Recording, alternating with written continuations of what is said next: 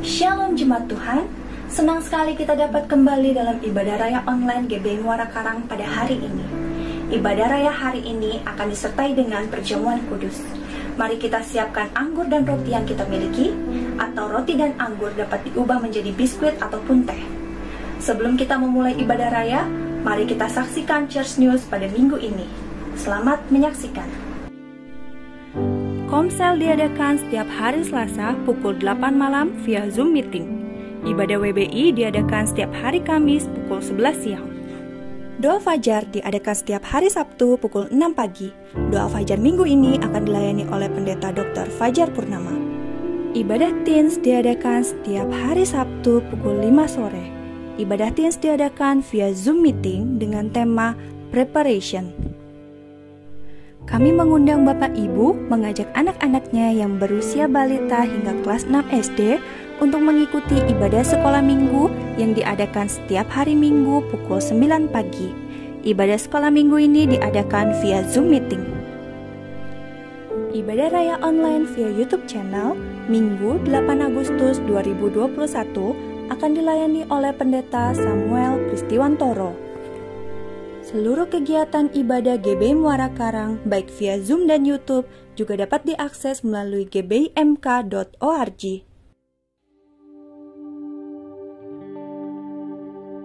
Demikianlah Church News pada minggu ini. Kiranya jemaat Tuhan selalu dalam keadaan baik dan sehat selalu, dan tidak lupa untuk mengikuti protokol kesehatan yang ada. Selamat hari Minggu, selamat beribadah, Tuhan Yesus memberkati. Shalom Jemaat GBI Muara Karang, selamat hari Minggu. Saya percaya penyertaan Tuhan terus ada dalam hidup setiap kita, amin. Mari kita siapkan hati kita, mari kita siapkan pikiran kita. Kita akan memulai ibadah online kita pada hari ini. Kita bersatu di dalam doa. Kami mengucap syukur untuk kebaikan-Mu Tuhan. Kami ada sebagaimana kami ada hari ini. Itu semua karena kasih karunia Tuhan. Saat ini kami mau menyembah-Mu, kami mau memuji Engkau. Roh Kudus, dimanapun kami berada, kami percaya Engkau tidak terbatas ruang dan waktu. Jamah setiap kami Tuhan yang boleh melihat tayangan ibadah GBI Muara Karang pada hari ini. Terima kasih Tuhan Yesus. Setiap kami yang sakit boleh sembuh. Setiap kami yang berbeban berat Tuhan, kiranya Engkau mengangkat setiap beban kami. Setiap kami yang bersedih hati Tuhan, Engkau beri yang sukacita yang daripada Tuhan. Kami puji, kami sembah Engkau Tuhan. Hanya Engkau satu-satunya Yesus penyelamat dalam hidup kami. Di dalam nama Tuhan Yesus, bersama-sama dengan saya katakan, amin.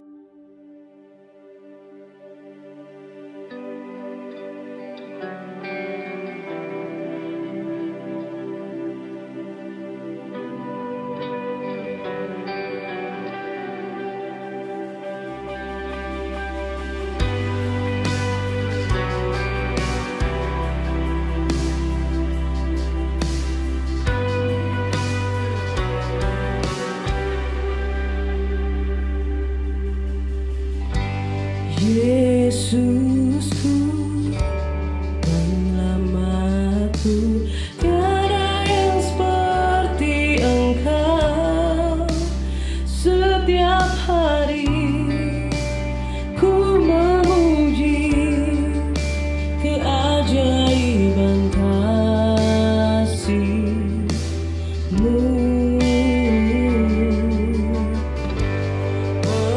Menghibur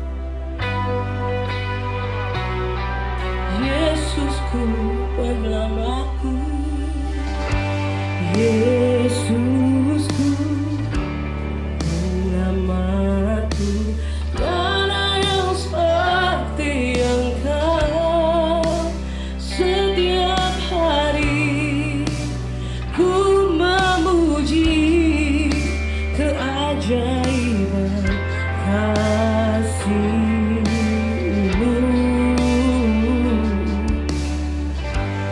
menghibur, melindungi, mengarah kekuatan. Biarlah semua yang bernafas tak berhenti menyembah-Mu.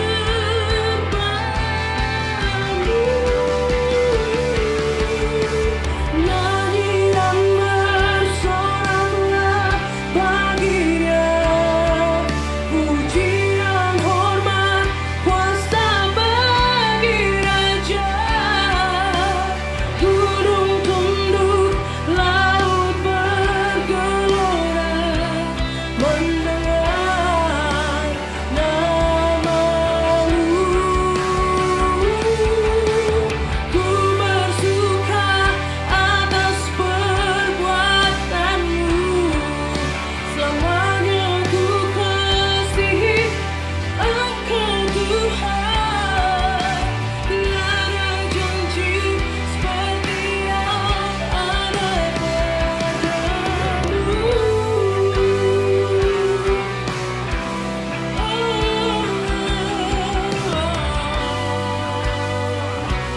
Yesus, tiada yang seperti-Mu Tuhan. Bersama-sama katakan, nyanyi dan bersoraklah bagi-Nya, pujian, hormat, kuasa bagi Raja.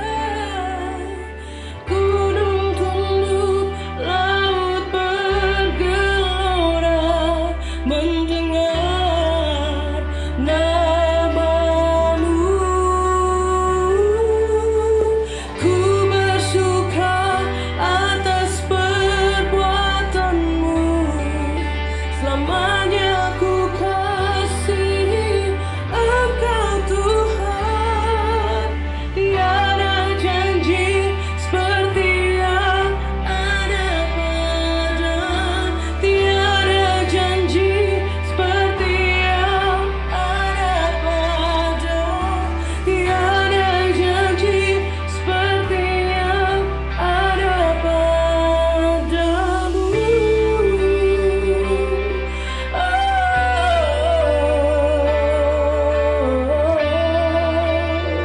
Tiada yang seperti-Mu Tuhan. Oh, we worship You.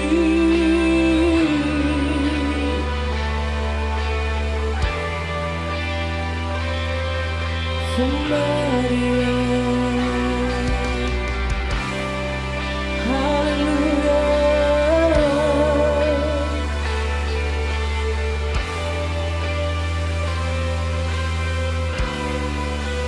You have no rival, you have no equal, now and forever, God, You reign.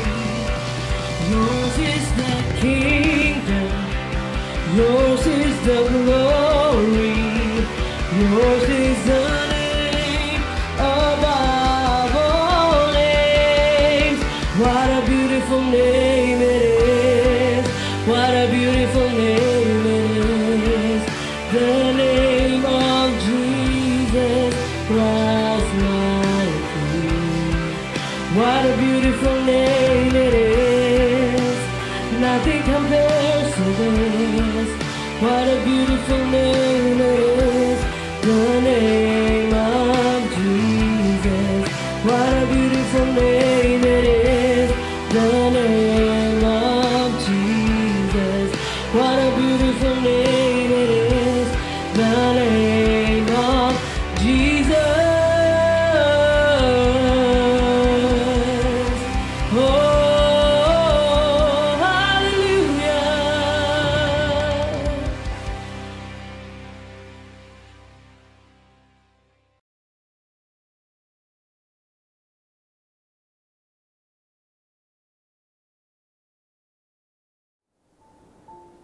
Shalom jemaat GBI Muara Karang yang dikasihi Tuhan dimanapun berada. Saya percaya kita ada sebagaimana kita ada hari ini karena penyertaan Tuhan yang selalu dan terus ada bersama dengan kita. Saya mengucapkan terima kasih juga kepada hambanya Bapak Gembala, yaitu Bapak Pendeta Fajar Purnama yang sudah memberikan kesempatan kepada saya untuk berbicara kembali di tengah-tengah Bapak Ibu Saudara sekalian. Sebelum kita mendengar pesan Tuhan, mari kita berdoa terlebih dahulu. Bapa di surga, kami percaya hari ini Tuhan juga mau berbicara dalam hidup kami. Karena kami tahu apapun situasi kehidupan, Tuhan menghendaki kami tetap bergerak di dalam kehendak-Mu, kami tetap menggenapi tujuan-Mu, bahkan kami tetap berada dalam rancangan-Mu. Tolong kami Bapa untuk mengerti apa yang Kau inginkan dan apa yang Kau mau sampaikan. Sehingga kami dapat melakukannya dengan pertolongan Roh Kudus dan hikmat Tuhan ada dalam kehidupan kami. Berbicaralah Bapa di surga dan berikan hikmat dan pertolongan-Mu juga kepada hamba-Mu yang akan menyampaikannya. Dalam nama Tuhan Yesus kami berdoa. Amin. Bapak Ibu Saudara sekalian, saya percaya di dalam Alkitab kita bisa melihat bahwa dinamika kehidupan sama seperti yang kita alami hari ini juga dituliskan dan terjadi. Sehingga kita bisa melihat bahwa rancangan Tuhan yang luar biasa itu dalam kehidupan kita sebenarnya adalah rancangan yang tidak tergantung dari situasi dan keadaan yang terjadi. Kita bisa melihat bahwa pahlawan iman muncul pada saat situasi yang genting, krisis dan sulit. Tetapi bisa muncul seseorang atau beberapa orang yang tampil dengan kekuatan yang luar biasa, bukan karena mereka manusia luar biasa, tetapi karena mereka adalah orang-orang yang berpegang teguh kepada firman Tuhan dari Tuhan yang dahsyat dan luar biasa itu.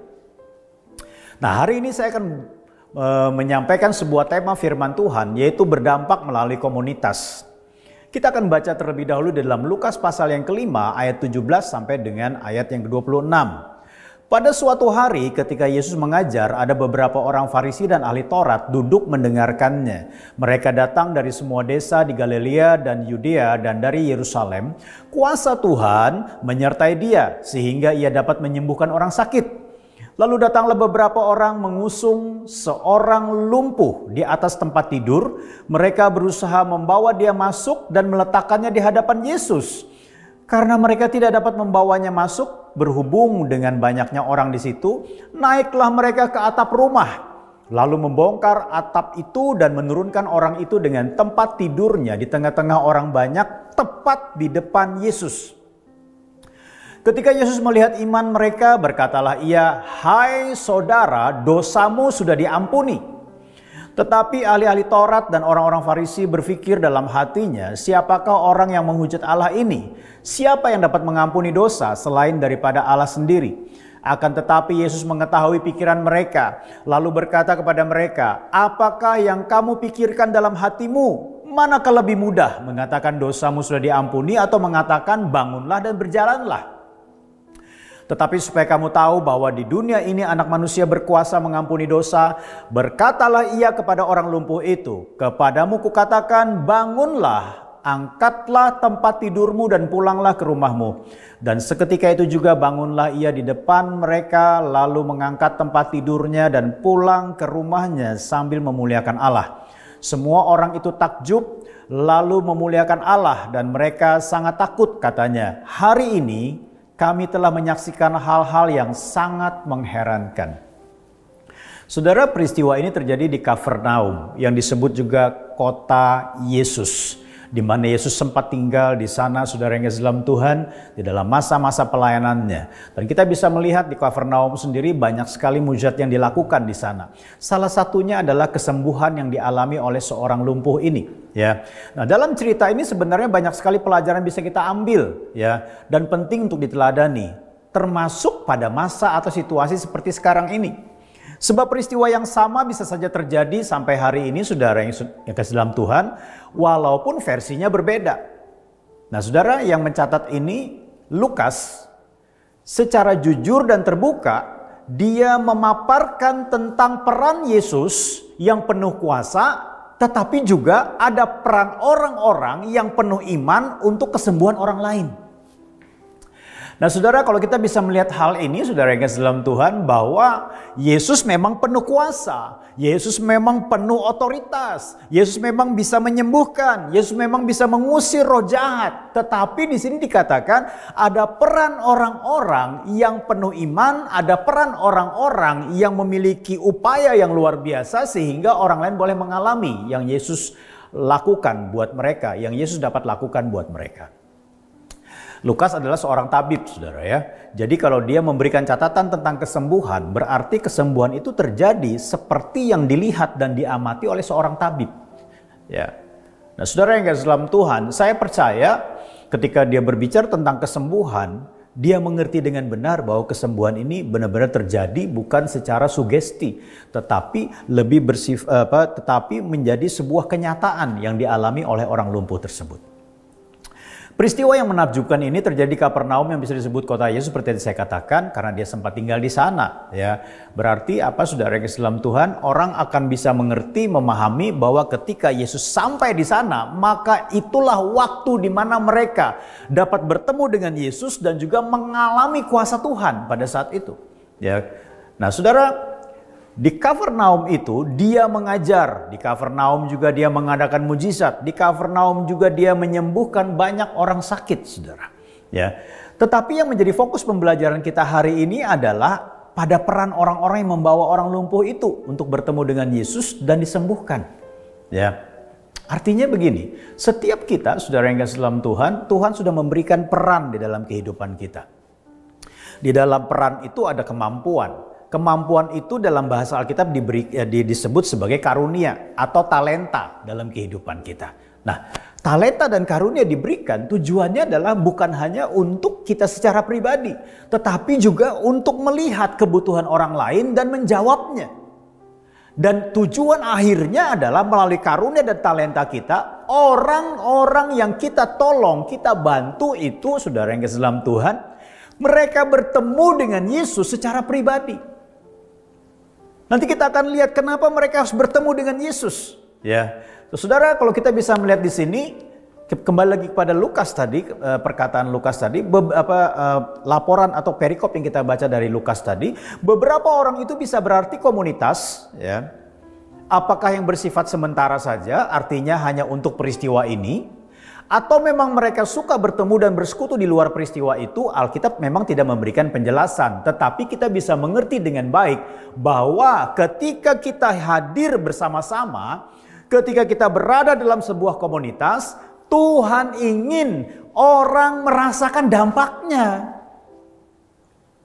Jadi komunitas kita itu bukan hanya kumpulan orang-orang yang suka ngobrol ngalor ngidul, yang bukan hanya sekedar kumpulan orang-orang yang membahas berita-berita terkini, kumpulan orang-orang yang hanya membahas tentang kehidupan para artis, saudara, bukan hanya itu, tetapi Tuhan menghendaki melalui komunitas kita, entah itu komsel kita, entah itu komunitas komisi, entah itu pria, wanita, pemuda, remaja, semuanya membawa dampak bagi orang lain. Kalau saudara berkata begini, bagaimana mungkin Pak kita bertemu aja susah? Bagaimana mungkin Pak kita ketemu satu dengan yang lain saja susah? Kita masih ibadah virtual, bahkan kita juga berhubungan satu dengan yang lain, ngobrol satu dengan yang lain dengan Zoom. Saya mau katakan kepada saudara, dengar baik-baik. Jarak ataupun hari ini dengan adanya pandemik, menurut saya tidak bisa menghalangi apa yang Tuhan rancang terjadi dalam kehidupan kita. Saudara yang kasih dalam Tuhan, kalau kita bisa melihat, walaupun kita mungkin tidak bersentuhan dengan orang yang kita bantu, tetapi kita bisa kirimkan sesuatu untuk mereka yang membutuhkan. Ketika mereka membutuhkan makanan, kita bisa kirim makanan. Ketika mereka membutuhkan vitamin, kita bisa kirim vitamin. Ketika mereka membutuhkan obat, kita bisa kirim obat, saudara. Sesuai dengan kemampuan kita. Ya, kita bisa lakukan itu, saudara yang kasih dalam Tuhan. Ya, tentunya sesuai dengan kemampuan kita, sesuai dengan apa yang dibutuhkan, dan kalau kita melakukannya secara bersama-sama dalam komunitas, maka bebannya jadi ringan dalam kehidupan kita. Sama seperti orang-orang yang membawa orang lumpuh ini dengan tandu, saudara. Ya, Kalau kita bisa melihat dari cerita itu, saudara yang dalam Tuhan, mereka bukan hanya membawa dengan tandu, tetapi ketika mereka berusaha masuk, yang terjadi orang memenuhi ruangan itu, memenuhi tempat itu. Mereka mau mendengar apa yang Yesus sampaikan, mereka mau dijamah oleh Yesus, mereka punya kebutuhan masing-masing tentang kehadiran Kristus, supaya Yesus menjawab kehidupan permasalahan dalam hidup mereka. Nah, saudara yang kasih dalam Tuhan, kalau kita bisa melihat di sini bahwa Tuhan menghendaki supaya kita mempelajari dan juga meneladani orang-orang yang membawa orang lumpuh itu. Ya, nah ada beberapa saudara yang kasih dalam Tuhan teladan yang bisa kita ketahui dan tiru bersama-sama di dalam situasi kekinian atau situasi yang kita hadapi hari ini. Ya. Yang pertama adalah saudara, yang pertama kalau kita bisa melihat kepedulian dan tujuan yang sama. Saudara yang kasih dalam Tuhan, kita hidup bukan untuk diri kita sendiri. Saya ulangi, kita hidup bukan untuk diri kita sendiri. Lalu ada orang berkata, saya setuju Pak dengan perkataan Bapak, tapi saya tidak punya apa-apa untuk saya bisa lakukan membantu orang lain. Saya mau katakan kepada saudara, seringkali kita membaca dalam Alkitab bahwa sebelum Yesus menyembuhkan orang sakit, melakukan mujizat, melakukan tanda-tanda ajaib, kita menemukan, maka berbelas kasihanlah Yesus. Artinya apa? Kepedulian menjadi sebuah hal yang sangat mendasar untuk memberikan pertolongan kepada orang lain. Walaupun pada saat itu mungkin tidak ada kemampuan, tetapi Tuhan sanggup membuka peluang bagi saudara. Yang penting hatimu peduli kepada sesama. Saya mungkin sudah saksikan kepada Bapak Ibu Saudara sekalian. Di awal pandemik tahun lalu, saya melihat begitu banyak orang kehilangan pekerjaan. Semua dagangan yang bersifat harian sepi sekali. Ya. Bahkan juga ojek online juga saudara yang dalam Tuhan, saudara bisa lihat bagaimana mereka terpuruk. Mereka hanya bisa mengantar makanan, tidak bisa mengantar penumpang. Itu pun juga orang waspada sekali untuk memesan makanan dan diantar oleh ojek online. Karena pada saat itu awal-awal pandemik yang sangat mendatangkan tekanan dalam kehidupan kita. 3 bulan pertama, khususnya Februari, Maret, April atau Maret, April, Mei itu. 3 bulan pertama ini merupakan 3 bulan yang mendatangkan, saya katakan, tekanan yang luar biasa. Ya, karena kita banyak mendengar kabar luar biasa sekali, kematian, kemudian orang rumah sakit penuh, kemudian juga penampungan untuk mereka yang terpapar juga penuh. Peralatan-peralatan kesehatan yang kurang, tenaga-tenaga kesehatan bukan hanya kurang, tetapi mereka juga terserang, terpapar dan mengalami kematian.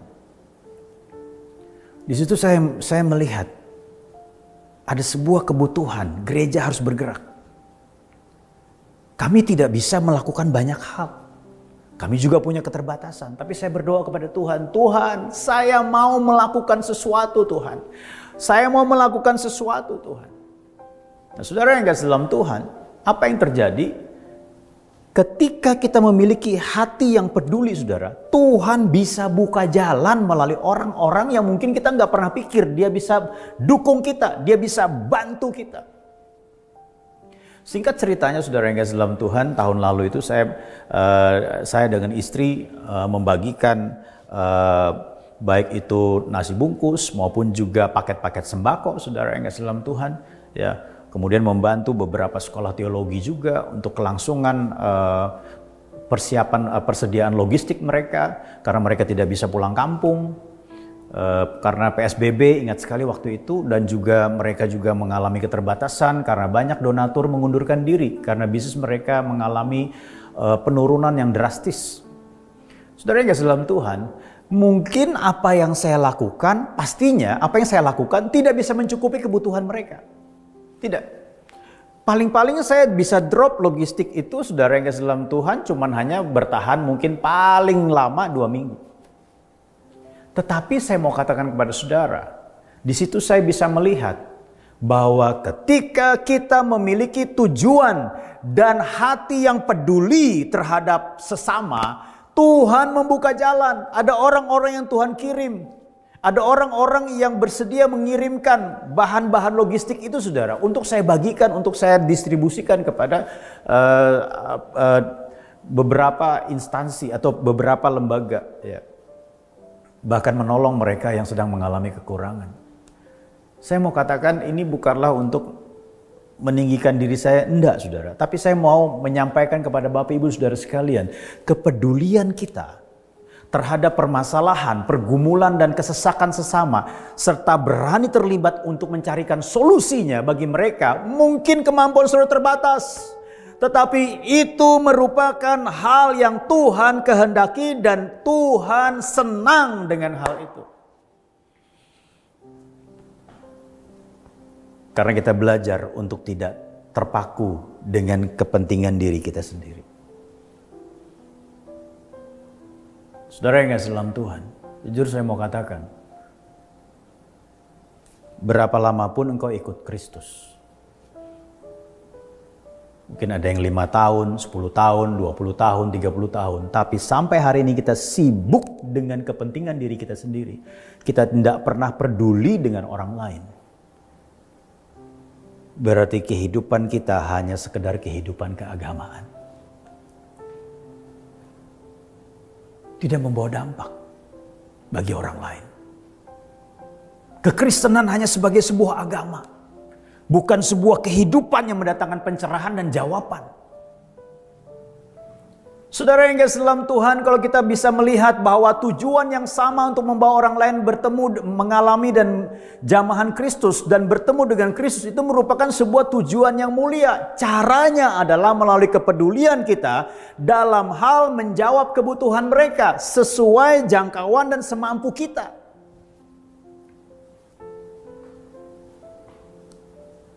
Saya menggugah hati Bapak Ibu saudara sekalian. Mulai lihat sekeliling kita. Adakah orang-orang yang membutuhkan? Kebutuhan apa yang bisa saudara jawab sesuai dengan kemampuan dan sejangkauan saudara? Mulai lihat rekan-rekan kita sesama jemaat. Ada berapa orang yang membutuhkan?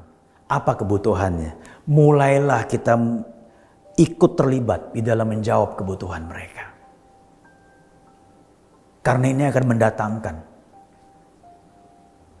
pertolongan Tuhan, baik buat kita yang punya niatan baik karena kepedulian, dan juga kepada orang yang kita tolong. Sehingga apa? Mereka melihat di situasi-situasi yang sukar, justru aku menemukan di situ orang-orang yang memiliki hati sama seperti Yesus.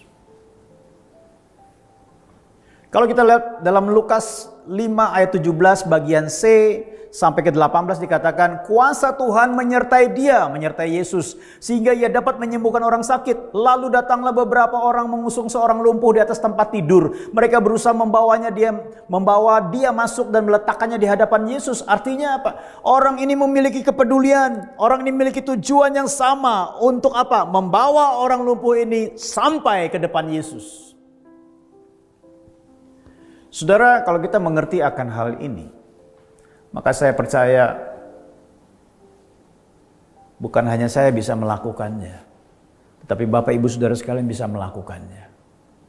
Saudara mungkin berkata, Pak, saya tidak punya apa-apa, tapi saya bisa berdoa. Berdoalah untuk orang-orang yang sedang mengalami kesulitan dan juga pergumulan dan juga permasalahan.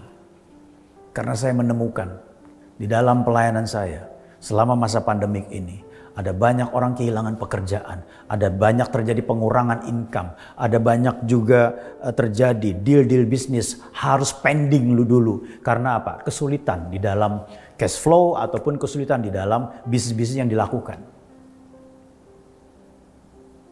Tetapi saya melihat ketika saya bertemu dengan orang-orang melalui WhatsApp, melalui hubungan telepon, lalu dia curhatlah, dia ngomong tentang apa yang sedang dia hadapi.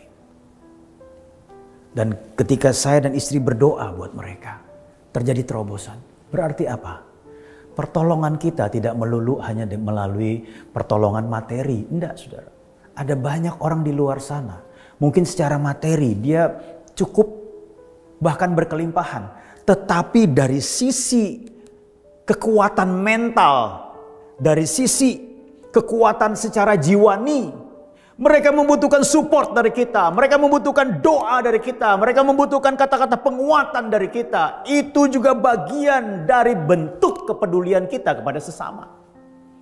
Sehingga tadinya mereka galau, bimbang karena situasi keadaan yang semakin parah dan tidak menentu. Tetapi sekarang ketika mereka bertemu dengan kita, mereka dikuatkan, mereka didoakan, mereka kembali kepada Kristus. Mereka kembali berpegang pada janji-janji firman Tuhan. Dan mereka hidup kembali dengan kekuatan dari Tuhan yang kita sembah. Saudara yang kasih dalam Tuhan, inilah keindahan sebenarnya dalam komunitas orang percaya. Saling menopang karena apa? Ada kepedulian. Saling menopang karena apa? Karena kita punya tujuan yang sama. Ya, supaya apa? Hidup kita terus berfokus kepada Kristus, meneladani apa yang Yesus lakukan dan membawa orang lain bertemu dengan Kristus sehingga mereka mengalami kesembuhan, pemulihan, kelepasan, bahkan mereka mengalami ketakutan diubah menjadi keberanian. Kebimbangan diubah menjadi kepastian. Kekacauan diubah menjadi damai sejahtera dan ketentraman. Sehingga mereka dapat melihat Tuhan di situasi apapun dalam hidup mereka. Wow, luar biasa sekali. Saya percaya semua kita punya potensi untuk melakukannya. Hal yang kedua, saudara. Hal yang kedua kita bisa melihat di sini, saudara yang kasih dalam Tuhan. Hal yang kedua, yaitu mereka punya upaya dan punya iman. Artinya apa? Bukan hanya upaya saja tetapi punya iman. Bukan hanya iman saja tetapi punya upaya. Begitu saudara ya kan? Ya, memperjuangkan orang lain agar bertemu dengan Yesus dan mengalami jamahannya merupakan tindakan mulia dan diberkati oleh Tuhan. Pastinya seperti itu saudara. Ya, upaya yang dilakukan sangat ditentukan oleh iman korporat atau iman bersama-sama dalam komunitas. Jika mau melihat jamahannya terjadi. Jadi mari kita belajar punya komsel, punya persekutuan kecil di dalam gereja, saudara yang kasih dalam Tuhan, bukan hanya ngebahas firman, bukan hanya adu argumentasi, bukan hanya mendengarkan sharing-sharing firman Tuhan yang luar biasa. Mari kita berbuat sesuatu, ada upaya, ada iman bersama-sama untuk apa? Supaya orang lain lebih banyak yang tertolong dan bertemu dengan Yesus. Jika kita peduli dan terlibat untuk menolong, janganlah patah semangat jika harus berjuang melakukannya. Miliki iman kepada Kristus bagi kesejahteraan orang lain, baik dalam doa, ucapan, dan upaya, dan dia pasti melakukan bagiannya, saudara. Ya. Nah, saudara yang kasih dalam Tuhan, ada kalanya kita berjuang untuk menolong orang lain. Ya. Ada kalanya kita carikan, kita tidak punya sumber apa-apa untuk memberikan pertolongan, kita carikan sumber di tempat lain, yaitu melalui teman kita. Wah, saya nggak punya sumber nih untuk memberikan vitamin atau obat bagi mereka yang terpapar. Saya bisa sharing ke teman atau saya bisa sharing ke dokter apa yang bisa saya lakukan. Saudara yang kasih dalam Tuhan, saya percaya kita semua bisa kok melakukan bagian kita. Ketika kita tidak memiliki sumbernya untuk kita boleh melakukan pertolongan kita kepada orang lain. Tanyalah teman kita. Carilah orang-orang yang bisa kita hubungi untuk memberi pertolongan kepada orang yang sedang membutuhkan. Artinya ada upaya. Jangan cepat putus asa. Kita punya pertemanan di dalam komunitas. Bisa saja hari ini kita tidak punya apa-apa yang bisa kita lakukan, yang kita bisa berikan kepada orang yang membutuhkan. Tetapi teman kita masih punya. Kita bisa tanya kepada mereka, kepada orang-orang dekat dengan kita, dalam komunitas kita, bisa nggak kamu bantu orang ini? Ya. Atau mungkin kita tidak fasih dalam berdoa. Saudara tahu ada orang yang bermasalah yang membutuhkan penguatan, membutuhkan doa, membutuhkan konsultasi firman. Saudara mungkin belum punya banyak pengetahuan firman Tuhan. Saudara bisa hubungkan dia dengan orang-orang di komunitas saudara yang bisa berdoa dan juga bisa menguatkan dengan kata-kata firman Tuhan. Itu juga bentuk kepedulian. Yaitu apa? Yaitu kita berupaya dan beriman supaya orang lain itu boleh mengalami jamahan Tuhan. Jadi jangan tertutup dengan kebutuhan, dengan keterbatasan saudara. Ketika saudara terbatas, saudara jangan berpikir, ya sudah itulah akhir daripada pertolongan saya. Enggak. Upayakanlah untuk melakukan bagian kita secara maksimal. Seperti orang ini saudara yang kasih dalam Tuhan ya. Minimal ada 4 orang. Atau mungkin bisa saja 5. Karena orang yang pertama mendahului supaya barang-barang yang bisa disingkirkan. Karena mereka harus naik ke atas suatu rumah. Untuk apa saudara? Untuk mencari lubang yang bisa mereka masukkan orang ini, turunkan orang ini tepat di depan Yesus. Dan mereka saudara yang kasih dalam Tuhan, mereka bekerja bersama-sama. Mereka melakukannya bersama-sama. Mereka ada upaya yang luar biasa untuk menggotong orang yang lumpuh ini saudara. Sampai naik ke atas suatu rumah, lalu menurunkannya tepat di depan Yesus. Ada upaya, ada iman. Ada iman, ada upaya. Amin.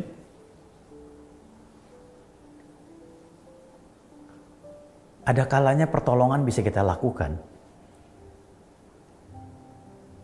sendirian, tapi ada kalanya pertolongan untuk sesama kita bisa lakukan secara bersama-sama di dalam komunitas kita. Saudara, menjadi hal yang sangat penting untuk mewujudkan kasih Kristus secara bersama-sama. Sehingga kita boleh menjadi orang yang bukan hanya bermanfaat bagi orang lain, tetapi membuat mereka yang mengalami permasalahan bertemu dengan Yesus dan melihat Yesus secara nyata melalui tindakan kita. Saya percaya semua potensi ada di dalam kehidupan kita masing-masing. Oh, saya nggak punya ini Pak, tapi teman saudara punya. Oh, saya nggak punya talenta ini Pak, tapi teman saudara satu komunitas juga ada yang punya, ada yang juga nggak punya. Saling melengkapi. Ya. Ada yang punya A, tapi tidak punya B. Yang punya B, dia tidak punya A, dan sama-sama saling melengkapi. Ya. Saya percaya hal ini akan membawa pertolongan lebih banyak.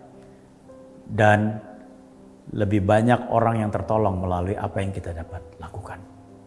Seperti dalam ayat 19-20 dikatakan, karena mereka tidak dapat membawanya masuk berhubung dengan banyaknya orang di situ. Bukan titik, saudara. Kalau mereka titik, apalagi disambung dengan kalimat, maka mereka membawa orang lumpuh itu pulang ke rumah. Tidak akan terjadi mujizat. Tetapi ketika mereka bertemu jalan buntu untuk masuk secara wajar melalui pintu depan, mereka menemukan jalan buntu karena banyak orang yang ada di situ, saudara. Mereka tidak hanya berhenti di situ, naiklah mereka ke atap rumah, lalu membongkar atap itu dan menurunkan orang itu dengan tempat tidurnya ke tengah-tengah orang banyak, tepat di depan Yesus. Artinya apa? Mereka tidak berhenti sampai kepada tantangan. Mereka tidak berhenti sampai kepada adanya kendala. Mereka tidak berhenti sampai kepada adanya keterbatasan. Mereka berupaya.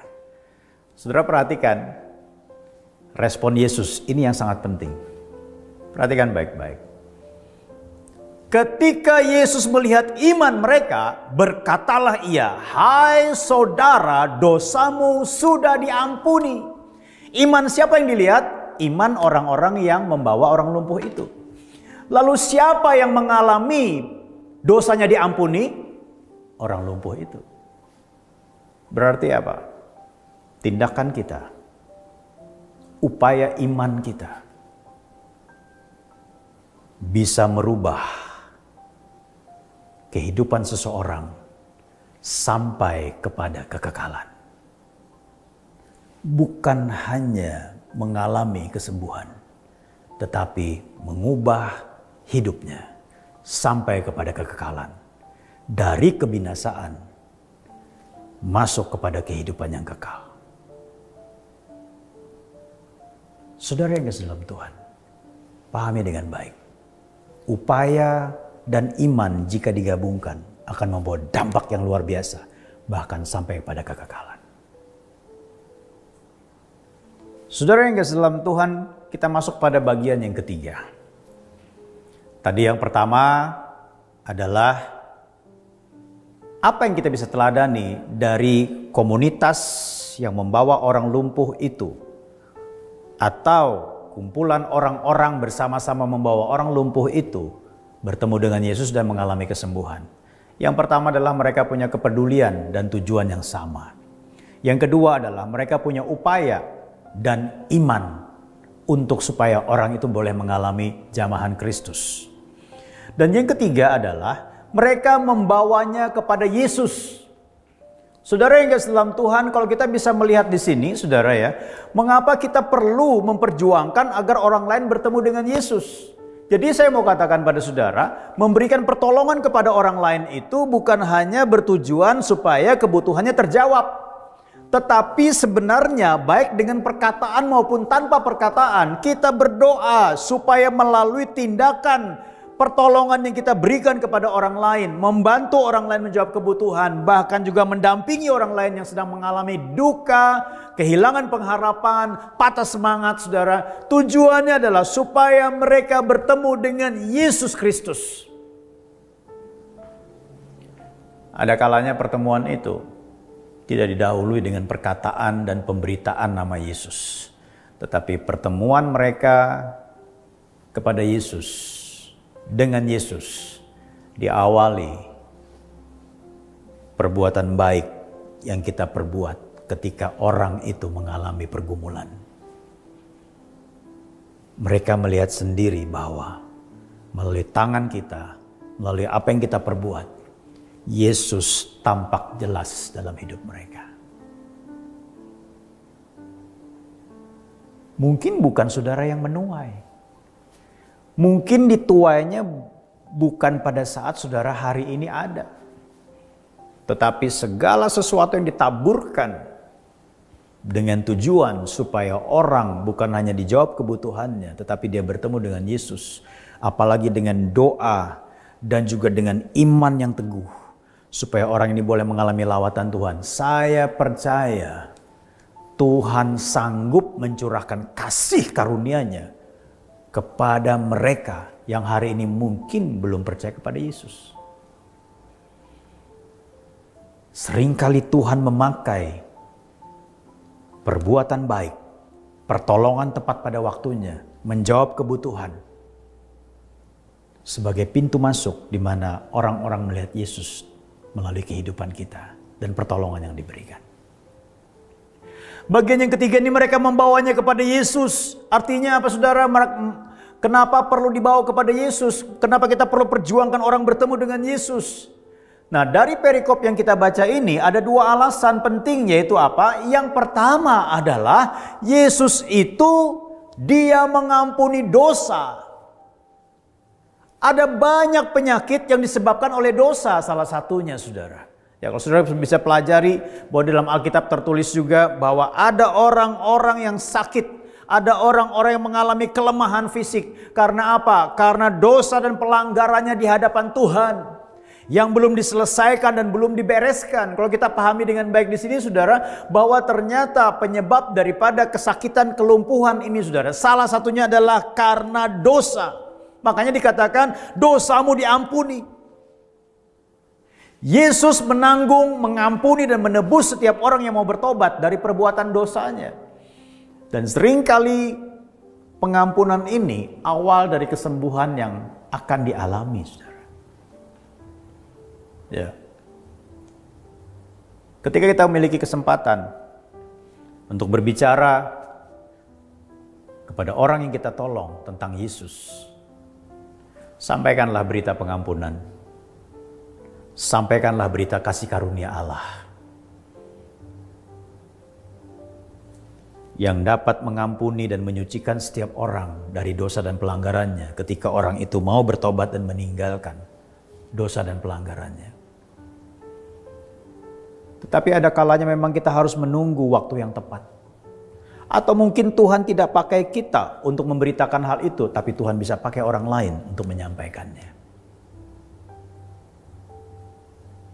Karena berita tentang pengampunan dosa ini menjadi hal yang sangat penting. supaya orang bukan hanya mengalami kesembuhan, tetapi mereka juga boleh mengalami keselamatan. Nah saudara, hal yang kedua adalah Yesus menyembuhkan penyakit. Yesus berkuasa menyembuhkan setiap penyakit dan kelemahan kita. Karena dia telah menanggung semuanya itu saudara, dalam kehidupan kita. Kepedulian, upaya dan iman kita bersama akan berdampak pengampunan dan kesembuhan bagi sesama. Jika kita mau melangkah membawa mereka kepada Yesus. Lukas 5:24 dikatakan begini.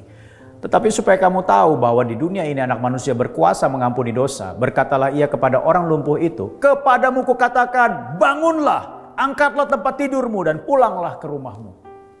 Ini bicara tentang apa? Yang pertama, dosa diampuni. Yang kedua, kesembuhan terjadi. Saudara, ketika kita membawa orang lain datang kepada Kristus, melalui menjawab kebutuhan secara corporate, artinya apa? Bahu-membahu, memberikan pertolongan kepada orang lain. Saya percaya orang-orang akan mengalami pengampunan dosa. Apalagi ketika kita memberitakan tentang pengampunan dosa itu kepada mereka. Tentunya memang tidak semua penyakit disebabkan oleh dosa.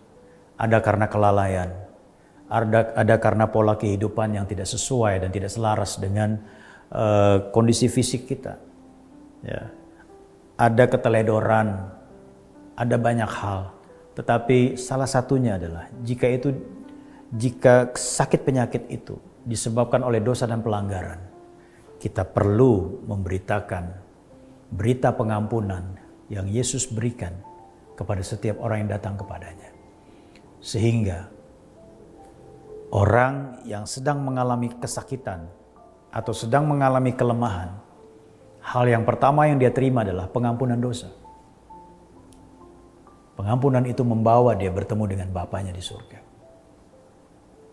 Pengampunan itu membawa dia hidup di dalam kekekalan bersama dengan Bapa di surga. Memang ada kalanya dalam kenyataannya. Seringkali kita menemukan juga orang yang sudah kita doakan, orang yang sudah kita bantu, tapi tidak mengalami perubahan. Ada yang masih tetap sakit, belum ada kesembuhan yang terjadi.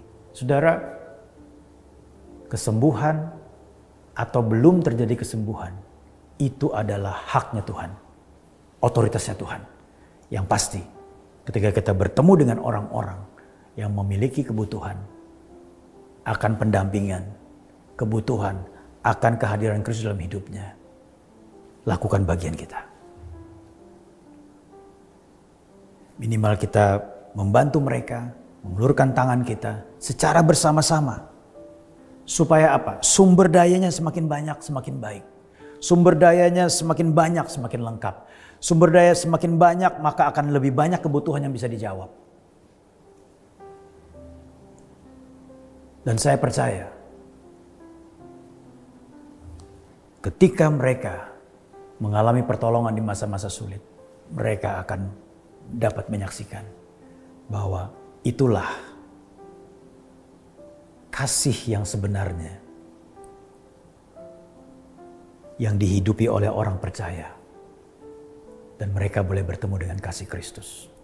Saudara, mari saya mengajak Bapak Ibu Saudara sekalian untuk menjadi orang-orang yang berdampak melalui komunitas saudara. Saya mendorong setiap komsel, ayo mulai melihat ke sekeliling, mulai melihat ke anggotanya, mulai melihat ke dalam jemaat atau kepada orang-orang lain yang dapat saudara jangkau. Untuk saudara pikirkan bagaimana supaya saudara bisa bantu mereka yang sedang mengalami kesulitan. Jadilah komunitas yang berdampak. Jadilah orang-orang yang berdampak melalui komunitas. Sehingga situasi apapun dalam hidup ini, kita tetap dapat mempermuliakan Tuhan. Kita dapat tetap menampilkan Kristus melalui kehidupan kita. Melalui bukan hanya perkataan, tetapi tindakan dan kebaikan yang kita perbuat. Tuhan Yesus memberkati. Mari kita berdoa, kita percaya ada tangan Tuhan yang memberikan kekuatan bagi kita untuk kita boleh melakukan firman Tuhan. Bapa di surga, kami bersyukur dan berterima kasih suara-Mu masih berkumandang. Suaramu bukan hanya sekedar menjawab pergumulan dan juga menjawab setiap apa yang menjadi doa-doa kami. Tetapi firman-Mu hari ini mendorong kami untuk melakukan sesuatu bagi sesama. Mendorong kami untuk memberikan pertolongan bagi sesama.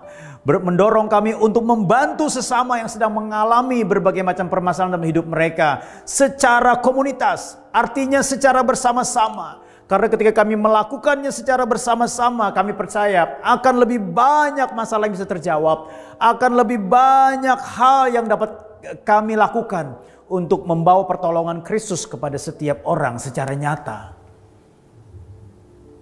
Biarlah setiap kami Tuhan boleh mengambil bagian sesuai dengan talenta karunia dan apa yang Tuhan sudah percayakan dalam hidup kami. Sehingga melalui situasi ini Tuhan, Kristus dipermuliakan melalui hidup kami. Kristus dipermuliakan melalui perkataan kami. Kristus dipermuliakan melalui perbuatan dan tindakan kami secara bersama-sama di dalam komunitas. Tolong kami ya Tuhan. Pimpin kami ya Bapa. Karena kami tahu Tuhan, di luar sana banyak orang yang terpuruk. Di luar sana banyak orang yang sedang menjerit. Di luar sana banyak orang yang sedang tidak mengerti, bahkan tidak punya kepastian dalam hidup. Kiranya Bapa pertemukan kami dengan orang-orang seperti ini. Dan beri kami kekuatan, kemampuan, bahkan rekan-rekan yang dapat menjawab bersama-sama setiap kebutuhan ini sesuai dengan sejangkauan dan semampu kami. Kami percaya Bapa, jawaban terhadap kebutuhan itu bukan hanya bicara masalah materi saja. Tetapi seringkali juga kata-kata iman, kata-kata penguatan, ada doa-doa yang dinaikkan dengan sungguh hati. Itu merupakan sebuah dorongan yang luar biasa untuk membangkitkan kembali pengharapan, untuk membangkitkan keberanian dalam hidup seseorang, bahkan juga untuk mendatangkan kekuatan baru dalam hidup mereka, sehingga mereka boleh kembali kuat, tegar, dan juga dapat menatap masa depan bersama dengan Kristus di tengah situasi seperti ini. Berkati hamba-Mu Bapak Gembala dan Ibu, Bapak Pendeta Fajar Purnama dan Ibu yang terkasih. Saya percaya hamba-hamba-Mu diberkati dengan kesehatan, kekuatan dan perlindungan. Tangan penyertaan Tuhan melingkupi kehidupan mereka, memberkati dan melindungi anak cucu mantu, bahkan seluruh majelis sidang jemaat Tuhan. Kiranya Bapa Engkau tuntun, lindungi serta pelihara. Bahkan hari ini jika ada di antara mereka yang sedang isoman, Tuhan berikan kekuatan, pengharapan yang baru, kesembuhan dari Tuhan terjadi, menjamah kehidupan mereka dalam nama Tuhan Yesus Kristus. Dan kiranya Bapa di surga, Engkau menudungi jemaat-Mu GBI Muara Karang dengan perlindungan malaikat Tuhan yang sempurna dan ajaib. Terima kasih Tuhan Yesus, terpujilah nama-Mu. Segala kemuliaan hanya bagi nama-Mu ya Bapa. Dalam nama Tuhan Yesus yang berdoa. Yang percaya katakan, amin. Tuhan Yesus memberkati kita semua. Shalom saudara-saudara yang dikasihi Tuhan. Terima kasih buat lawatan Tuhan yang indah pada hari ini. Dan juga terima kasih buat firman Tuhan yang telah disampaikan tadi oleh hambanya, yaitu Bapak Pendeta Nathanael. Yang hari ini berjudul, satu judul yang sangat luar biasa, yang sangat memberkati kita, yaitu mengenai dampak komunitas. Ya, Tuhan mau supaya kita menjadi orang-orang yang mempunyai dampak di dalam komunitas kita. Nah, ada 3 hal yang saya catat di sini, yaitu kita harus mempunyai kepedulian kepada sesama. Ya, itu yang pertama. Dan yang kedua, kita harus punya segala upaya dan juga iman. Dan ketiga itu kita harus membawa orang datang kepada Yesus. Itulah 3 hal penting mengenai inti firman Tuhan pada hari ini. Haleluya. Terima kasih Pak Nathan, Tuhan memberkati pelayanan Bapak sekeluarga ya. Puji Tuhan. Saudaraku, sekarang kita akan masuk dalam acara sakramen perjamuan kudus. Saya akan bacakan firman Tuhan buat kita semua. Puji Tuhan. Jadi barang siapa dengan cara yang tidak layak makan roti atau minum cawan Tuhan, ia berdosa terhadap tubuh dan darah Tuhan. Karena itu hendaklah tiap-tiap orang menguji dirinya Dan baru sesudah itu ia makan dan minum dari cawan itu. Karena barang siapa makan dan minum tanpa mengakui tubuh Tuhan, ia mendatangkan hukuman atas dirinya. Sebab itu banyak di antara kamu yang lemah dan sakit, dan tidak sedikit yang meninggal. Kalau kita menguji diri kita sendiri, hukuman tidak menimpa kita. Saudara-saudara, mari kita berdiri bersama-sama. Haleluya. Kita akan pegang roti di tangan kanan dan kita angkat lebih tinggi di atas kepala kita. Dan dengarlah firman Tuhan. Sebab apa yang telah aku teruskan kepadamu telah aku terima dari Tuhan, yaitu bahwa Tuhan Yesus pada malam waktu dia diserahkan mengambil roti, dan sesudah itu ia mengucap syukur atasnya. Ia memecah-mecahkannya dan berkata, inilah tubuhku yang diserahkan bagi kamu. Perbuatlah ini menjadi peringatan akan daku. Saudara yang dikasihi Tuhan, bukankah roti yang kita pecah-pecahkan ini adalah persekutuan dengan tubuh Kristus? Amin. Mari kita makan dengan percaya. Di dalam nama Tuhan Yesus Kristus, kami sambut tubuh-Mu ya Tuhan. Haleluya, puji Tuhan.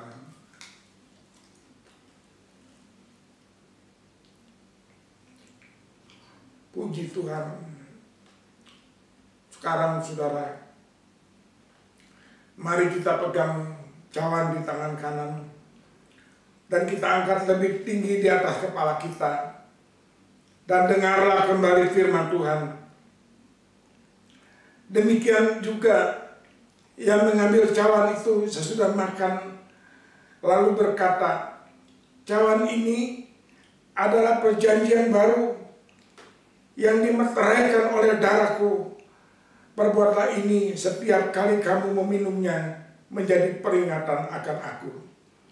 Saudara yang dikasihi Tuhan, bukankah cawan pengucapan syukur yang atasnya kita ucapkan syukur adalah persekutuan dengan darah Kristus?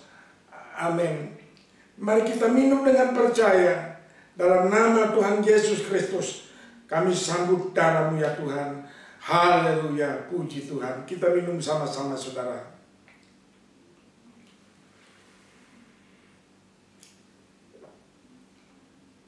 Bapa dalam surga, terima kasih Tuhan buat perjamuan kudus pada hari ini. Sesungguhnya kami tidak layak berjamu bersama-sama dengan Tuhan, tetapi Engkau sudah membenarkan kami ya Bapa. Dan kami yakin Tuhan, perjamuan kudus pada hari ini bisa membawa dampak yang luar biasa kepada kami. Yang sakit oleh bilur-bilur-Mu mendapatkan kesembuhan. Yang di dalam segala masalah keterikatan, Engkau memberikan kepada kami kebebasan dan sukacita ya Bapa. Terima kasih Tuhan, terima kasih. Ajarlah kami terus-menerus mengucap syukur dalam segala hal, di dalam segala perkara kehidupan kami. Haleluya. Di dalam nama Tuhan Yesus Kristus, kami sambut berkat perjamuan kudus pada hari ini. Haleluya. Amin. Saudara yang dikasihi Tuhan, kita bersyukur buat pertolongan dan kasih Tuhan yang terus-menerus menopang dan memberikan kekuatan kepada kita melewati hari-hari pandemi yang sulit ini. Hanya pertolongan Tuhanlah yang menjadi satu-satunya pengharapan kita. Mari saudara, kita akan tundukkan kepala, kita akan masuk di dalam doa dan doa berkat dan juga doa penutup. Puji nama Tuhan. Bapa dalam surga, terima kasih buat pertolongan dan lawatan-Mu yang indah dan luar biasa Tuhan. Terima kasih juga buat kebenaran firman-Mu. Tuhan mau supaya kami menjadi orang-orang yang berdampak meskipun di tengah-tengah masa sulit seperti saat ini. Kami mau mempunyai dampak yang positif, memberi kefaedahan kepada teman-teman kami ya Bapak, menolong kepada sesama kami, dan juga mempunyai kepedulian kepada mereka yang menderita ya Bapak.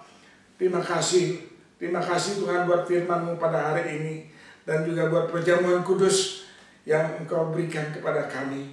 Terima kasih Bapak, kami tidak lupa terus-menerus berdoa buat bangsa dan negara kami. Engkau tolong kami ya Tuhan, berikan hikmat-Mu kepada para pemimpin bangsa dan juga aparat pemerintah, mulai dari pusat sampai di daerah. Semuanya ada di dalam pertolongan dan kasih-Mu saja Tuhan.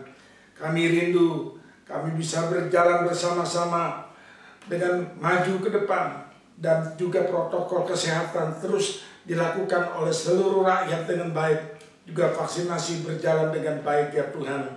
Kami rindu supaya kekebalan komunitas boleh terjadi ya Bapak. Terima kasih Bapak, terima kasih, haleluya. Hanya di dalam nama Tuhan Yesus Kristus kami berdoa dan kami mengucap syukur kepadamu. Saudara-saudara yang dikasihi Tuhan, marilah kita angkat kedua tangan kita. Terimalah berkat daripada Allah Bapa kita di surga, dan kasih dari putranya yang tunggal Tuhan Yesus Kristus, dan kekuatan dari Roh-Nya yang Maha Kudus akan terus menyertai kepada saudara dan kepada saya mulai dari saat ini sampai Tuhan Yesus datang kembali. Yang percaya, yang diberkati Tuhan, kita katakan sama-sama, amin. Tuhan Yesus memberkati.